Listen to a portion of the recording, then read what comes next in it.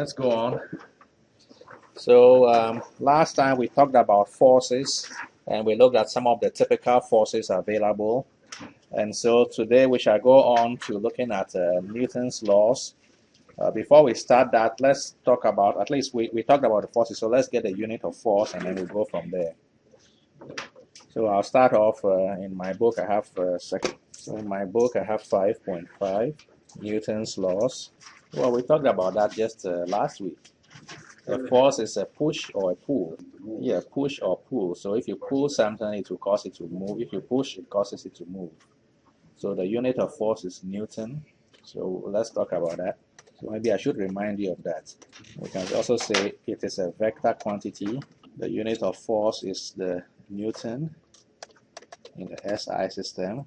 And Newton is letter N. We will say that 1 Newton is equal to 1 kilogram meter per second squared. 1 kilogram meter per second squared. So what this means then is that if you have a mass of 1 kilogram and you apply 1 Newton to it, it receives acceleration of 1 meter per second squared. So this brings us to the question of mass. So let's define mass. So let's start by defining mass. Okay, so we can say that mass is a scalar quantity. It is measured. So it is measured in kilograms. Kilograms will be kg in the SI system. So mass is in some cases defined as quantity of material, and we can also define it as the inertia of an object. So in this case, it is called inertial mass. So we can define inertia as the tendency of an object to resist changes in its state of rest or of uniform motion. So now that we've defined mass a little bit and we know what force is, we can see the effect that a force has on a mass next. So let's start off, at least let's put the subheading Newton's second law. We'll say, that we'll study what happens when a force acts on a mass next. So we can say that when a force F is applied to a mass M, the state of motion of the mass will change. So what this means is that if the mass is at rest, it may start moving. If it is moving in one direction, if you apply a force in that direction, it may increase its velocity. If it is moving one way and you apply a force in the other direction, it may decrease its velocity. So what we are saying is that if you apply a force to a certain mass, its state of motion will change. The state of motion could be at rest, meaning it will start moving, or it is moving, and so its velocity will change. Okay. So let me write some of this down. So the change in state of motion is seen as a change in velocity.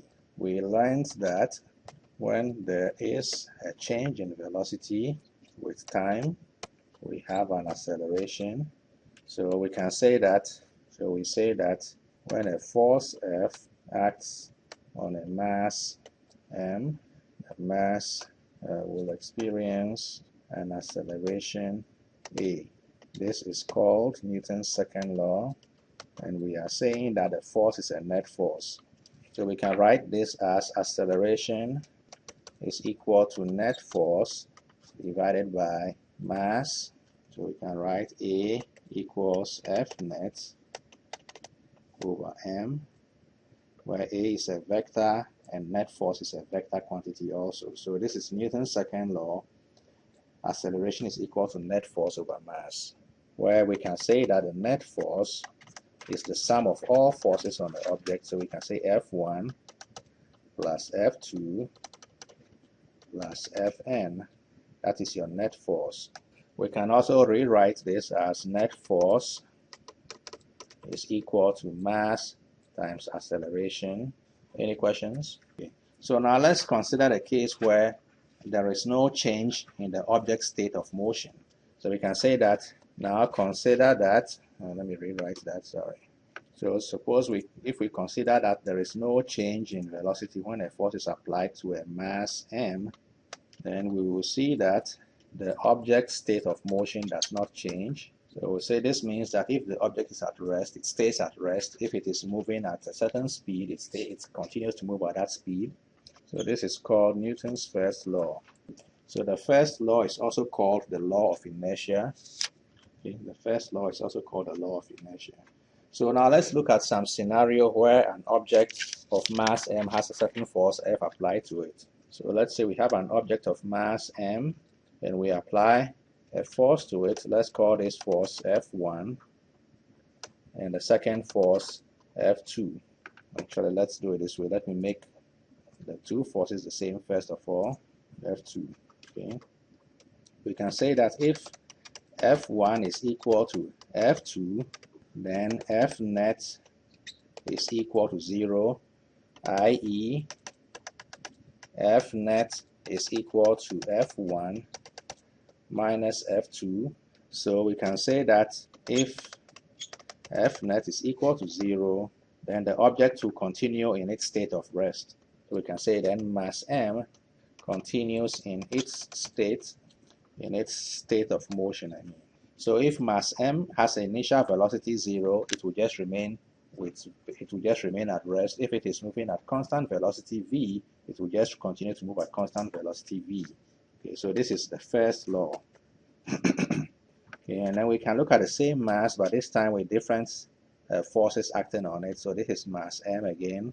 So let's say this is force F1 and this is force F2, where we are saying that F1 is greater than F2. So what this tells us is that F net is equal to F1 minus F2, and so acceleration is equal to F net over mass, and so that will be given as F1 minus F2 over m.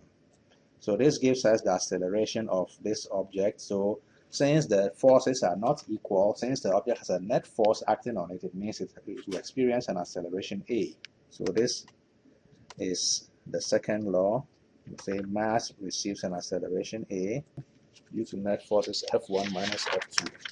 So far what I have done is I've shown you the first law where the object receives where the net force on the object is 0, so the object state of motion does not change.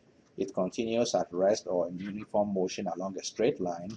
And the second law is where the object has a net force on it, so it experiences an acceleration a. So the acceleration is proportional to the net force and inversely proportional to the mass. So let's state that. So let's say statement. So we can say every object continues in its state of rest or of uniform motion along a straight line if no net external force acts on it. And then we can state the second law also. When a net force F net acts on an object, the object receives an acceleration a that is proportional to the net force and inversely proportional to the mass of the object. Okay, so those are the statements of the first and second law. So when we go to use Newton's laws, we can make it easy on ourselves. Instead of drawing objects like boxes, we can make it easy by just drawing a free body diagram. So let's look at that next. We will say that when we draw objects, we can simplify the diagram by using a free body diagram. So this means that we draw the object as if all its mass is concentrated at a point. So we can say that the force or the forces can then be drawn to act at that point. So for example, we draw an object like that with the two forces. Let's call them F1, F2, and we can even draw a third force, F3. So this would be the free body diagram for this object. We draw a point, and then this will be F1, F2, and F3. So this is a free body diagram. So we just draw a point for that object and draw the forces acting at that point. So let's try drawing the free body diagram for the following. So let's say we have a mass like that. This is T, that is mg. For number 2, let's draw something on a ramp. Okay, so try drawing the free body diagram for those two objects.